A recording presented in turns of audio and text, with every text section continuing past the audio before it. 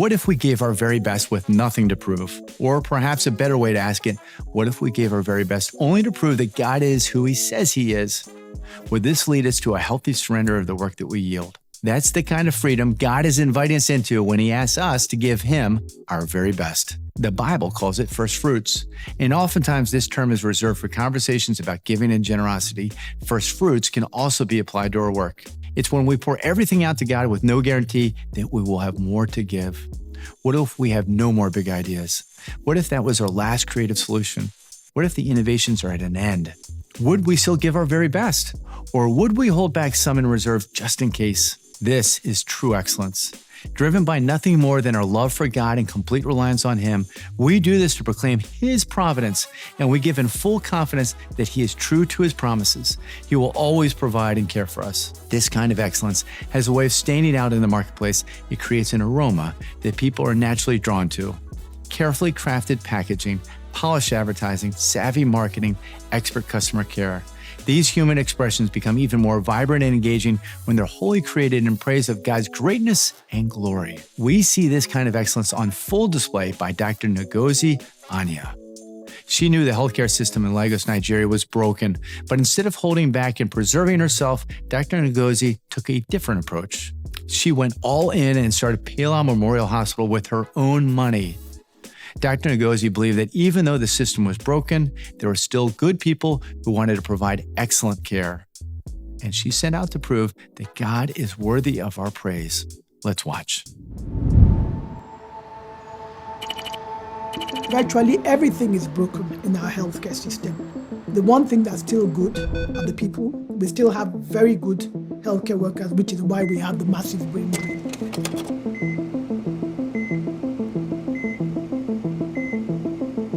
We're losing a lot of doctors, we're losing a lot of nurses, a lot of healthcare practitioners in general. And you wonder, why do they need to leave the country to another country? And it's just because the system here is broken and it's not providing what they need to make them stay here.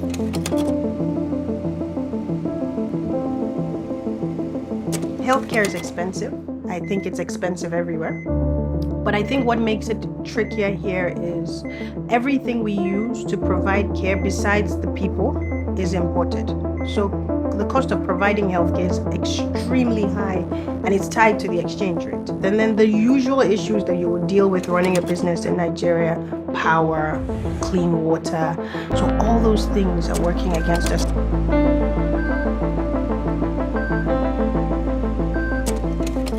The healthcare system needs a lot of revamping. We need to do a lot. At the end of the day, we keep saying the government, but also we need to also look inwards, talk to each other. Why do we need to go somewhere else to make their system better when we can make our own system better here?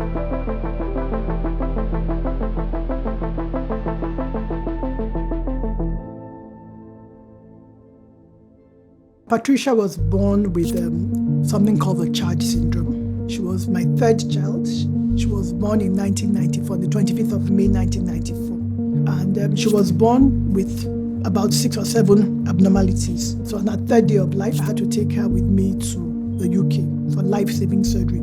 She had to battle with a hearing defect. She had to battle with difficulty with eating. And so she had 5 surgeries in her life, some cosmetic, but more life-saving and quality of life improving. So she received health care in 3 countries, across 2 continents. And so when I started this practice, I wanted to correct the things that I thought were defective here. So I must say that she died as a complication of the one surgery she did in Nigeria.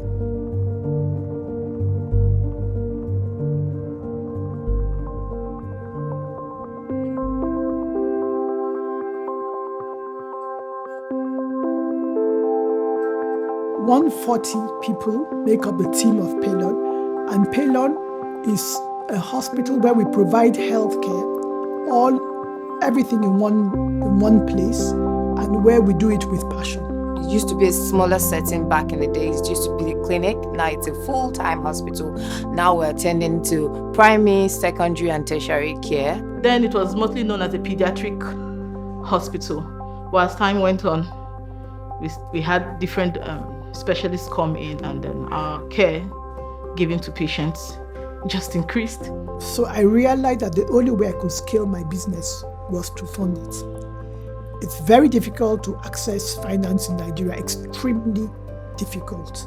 So for the first 2 years, I will go to work in other hospitals to earn money, to pay salaries in my practice. So it was very tough. But by God's grace, I stayed the course. And then suddenly the pandemic in 2020, and that was what changed the story of the hospital. We're going to begin here with the outbreak of a mystery virus in China that now has the World Health Organization on edge. At least 4 people have died and hundreds more are sick, though there are concerns 5 times as many people could be infected. Tonight, Chinese health officials say the illness, which is a new strain of coronavirus, can be passed from person to person, stoking fears that it could be moving faster than it can be contained.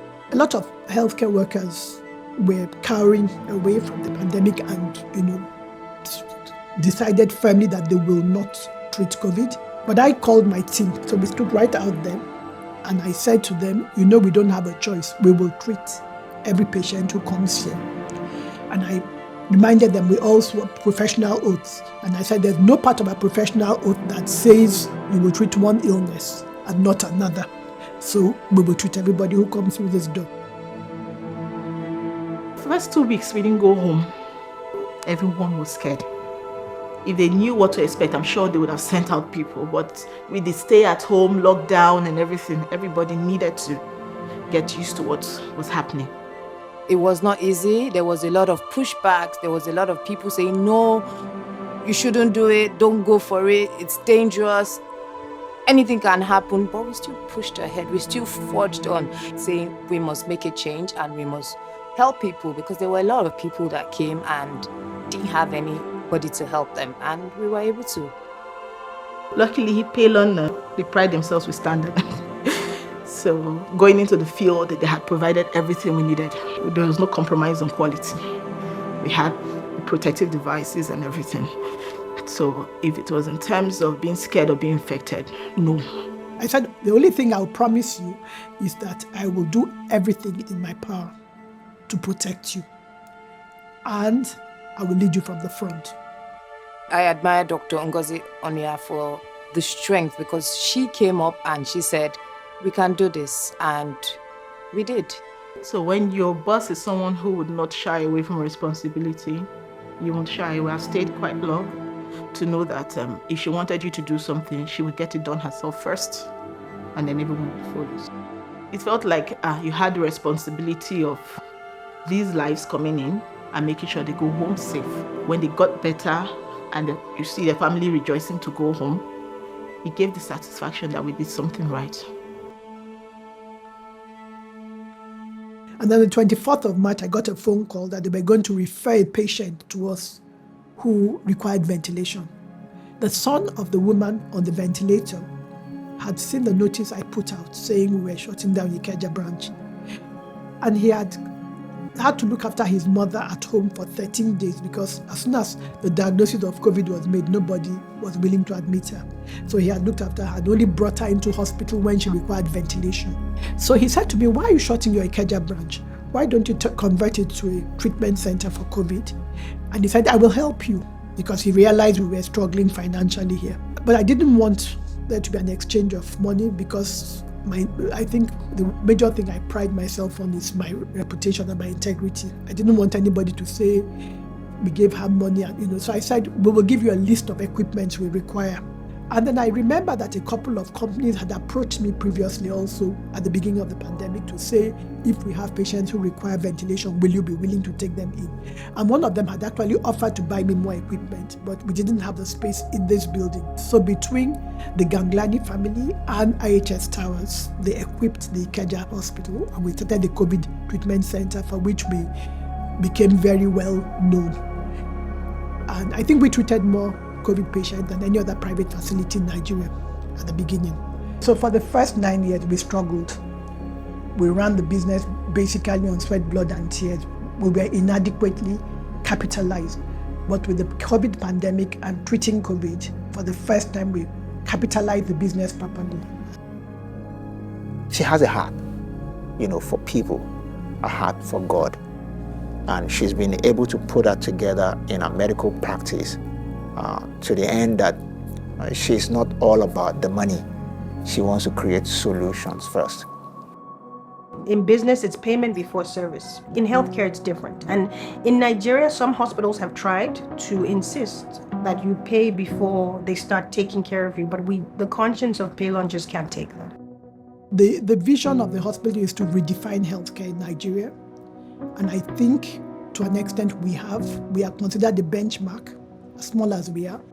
They know us for integrity, and they know us for getting it right the first time always. So we make sure that it is evidence-based. Everything is to the books. Okay, what is wrong with you? We will check, and it will be there it can be verified from any part of the world. It's not a question of what I think or what I've done in the past, but what does the evidence show is the best way. I think that's the most important thing we do. Then we're very big on patient safety. So we have all kinds of equipment to ensure patient safety, like infusion pumps, patient monitors. So we don't leave things to chance. Everything that we require to provide, to make healthcare safer, we try to make it a very happy workspace, and it is a happy workspace. So a lot of hospitals are struggling with the high turnover of staff. We don't struggle that much, and they don't leave us high and dry. Not just doctors, all healthcare workers, they don't leave us high and dry. We also have more processes than other hospitals do. So we are run much more professionally than other hospitals. We have a governing board from the beginning. We pay better than average. We provide a lot of support for them, loans to pay their house rent and things like that. So we provide a lot of support. And then when the hospital prospers, and I think I must say this, we pay out bonuses. One of the things we're known for is being all female. There's a lot of strong, capable, competent women in the organization, and we support each other. And life is difficult, enough on its own, just being in Nigeria and being a working mom, it can be a complete nightmare. And so one of the things that we do here deliberately is we support each other. So we get work done and still are able to live our lives as moms, as wives, and whatever else it is that we're doing. We look out for each other. We make sure that everybody does good and is doing right or is doing well.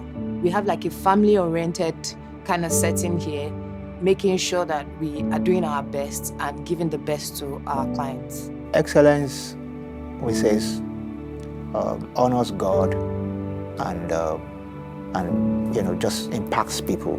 Yeah, it strikes a chord with people, and it makes them open up their heart towards you, and gives us a fantastic opportunity to be able to reach them.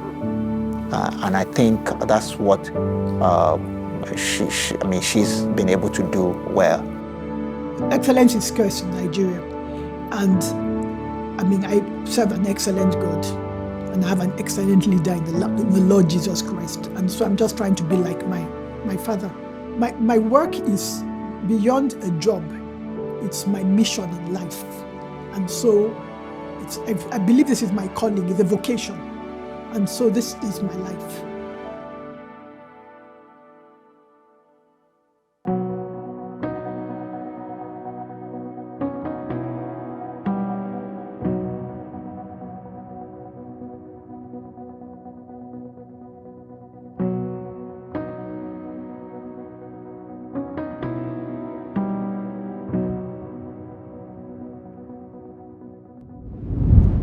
Excellence stands out, especially in places and situations where it seems hard to come by.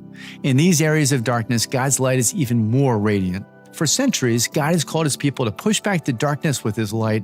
This has led to faithful followers like Dr. Ngozi to build hospitals like Paleon Memorial. At this very moment, faithful entrepreneurs just like you are battling evil to bring heaven to earth, fighting for the glory of God and the flourishing of humanity, under his power and for his glory. Talk about this session in your group and how it relates to the journey you're on. Open yourselves up to learning from one another. Be transparent and honest with each other. What you get out of this time together will only be as enriching and life-giving as what you put into it. We'll see you next time.